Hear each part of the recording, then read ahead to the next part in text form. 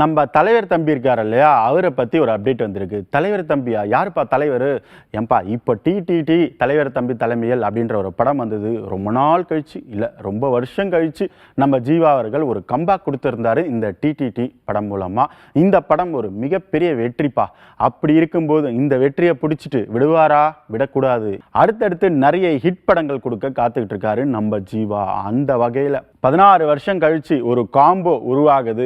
So அப்படி இருக்கும்போது இந்த வெற்றியை விட மாட்டேன், திரும்ப திரும்ப நான் ஒரு வெற்றியை கொடுப்பேன் அப்படின்னு ஜீவா அவர்கள் அடம் பிடிக்கிறாராம். ஸோ 16 வருஷத்துக்கு முன்னாடி ராஜேஷ் அவர்களுடைய இயக்கத்தில் யுவன் சங்கர் ராஜா அவர்களுடைய இசையில் சிவா மனசுல சக்தி அப்படின்ற ஒரு படம் வருது. இந்த படம் பார்த்தீங்கன்னா நகைச்சுவையாக மிகப்பெரிய ஒரு வரவேற்புப்பா. யங்ஸ்டர்ஸ் மத்தியில் இந்த படங்களில் வந்த ஒவ்வொரு டைலாக்குமே மீம்ஸ் ஆகட்டும், அவங்க பேசுகிற யதார்த்தமாக பேசுகிறதுல கூட இந்த படத்தோட டைலாக்கு அப்படின்னு சொல்லிட்டு சந்தானம் நம்ம ஜீவா இவங்க 2 பேரோட காம்போ மிகப்பெரிய ஒரு வரவேற்பு பெற்றிருந்தது. ஸோ இப்போ இந்த டீம் அப்படியே 16 வருஷம் கழிச்சு ஜியோ என்னப்பா மொபைல் நெட்வொர்க் பேர்லாம் சொல்லுவாங்க, சாச்சா கிடையாது. ஜியோ அப்படின்னா ஜாலியாக இருந்த ஒருத்தன் அப்படின்றது தான் டைட்டிலே. ஸோ ராஜேஷ் அப்படின்னாவே கண்டிப்பாக 3 வார்த்தை இருக்கும். அந்த 3 வார்த்தையுமே வித்தியாசமாக இருக்கும். அந்த வகையில் ஆனால் காமெடிக்கு பஞ்சம் இல்லை அப்படின்னு சொல்லியிருக்காரு. சந்தானம் இருக்கார், அப்போது சந்தானம் கிடையாது, நம்ம ஜீவாவே காமெடி பண்ணுறாரு.